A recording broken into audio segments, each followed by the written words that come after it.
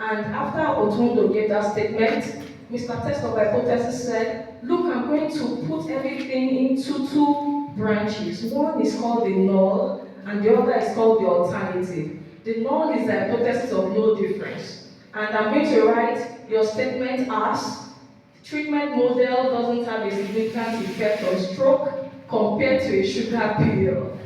The other, the alternative, Mr. Test of Hypothesis said treatment model has a significant effect on stroke compared to a sugar pill.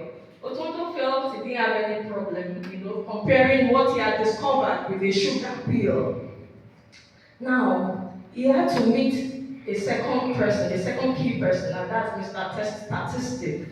Mr. Test Statistic told Otondo, look, I work with samples. I don't work with an entire population. So you need to get me a sample. Otondo asked why. Mr. Test Statistics said, because a sample is actually representative of whatever it is that you want to do. Okay, Otondo went ahead to get samples, and he had to meet Mr. Level of Significance. Now, Mr. Level of Significance told him, yes. You know why you need to work with me? I prevent false discoveries. I control error risk, and I'm also called type 1 error. And you need me so much because whatever it is you get from your sample, of course, because it's not the actual population, we expect some degree of uncertainty. And this error term or disturbance term needs to be measured. Okay. Mr. Level of Significance said, okay, after you are done with me, you need to meet Mr. P value. Otondo walked in to meet Mr. P value and was surprised to see a man with a very small stature. And this conversation we had with Mr. P value, you will see shortly. Yes. I'm sorry, Okay, now, Otondo started by asking Mr. P value, what exactly is your role? Mr. P value said, I am a value that tells you how unusual your sample results are, given that your null hypothesis is true. Otondo was quite confused, and he said, how do you mean? And Mr. P value said, I work by pretending as if your discovery is just due to chance. Otondo said, oh, I see.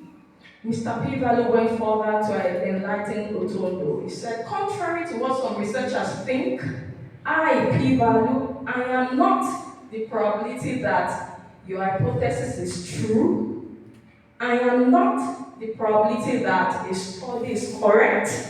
I am not, when I am greater than 0.05, the level of significance, it does not mean that there is no effect, and smaller p-values do not imply larger effects. But this is what some researchers actually think. Now, Otondo went ahead to ask Mr. P-value, but why are you so small? Don't you eat? Mr. P-value said, you see, I need to be smaller than Mr. Level of Significance before your discovery can be accepted in this market. Otondo said, but what if my value changes from 0.049 to 0.051? Will the biology behind my discovery really change?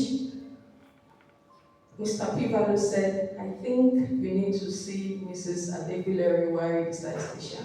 So, and now that comes back to me. So, Otondo came to see me, and I had just a few things to tell him.